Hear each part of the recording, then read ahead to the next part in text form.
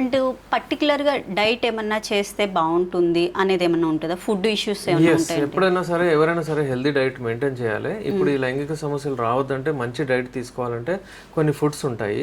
ఫుడ్స్లో మళ్ళీ మనకు ఏంటంటే మనం తినే ఫుడ్ ఇంకా ఫ్రెష్ ఫ్రూట్స్, డ్రై ఫ్రూట్స్ ఇవన్నీ ఉంటాయి.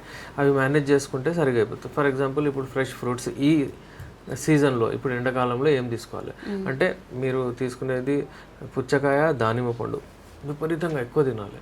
ఓకే. తింటే ఏమవుతుంది, హైడ్రేటెడ్ ఉంటుంది మీ బాడీ, టెస్టోస్టిరాన్ లెవెల్స్ ఉత్పత్తి అవుతుంది, నైట్రిక్ ఆక్సైడ్ ఉత్పత్తి అవుతుంది.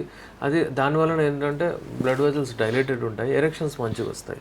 అయితే ఏ సీజన్కి ఆ ఫ్రూట్స్ ఇంపార్టెంట్. ఇప్పుడు మ్యాంగోస్ వచ్చాయి, మ్యాంగోస్ కూడా ఒకవేళ చూస్తే ట్రీట్మెంట్ అవ్వదు, ట్రీట్మెంట్ కాదు అది.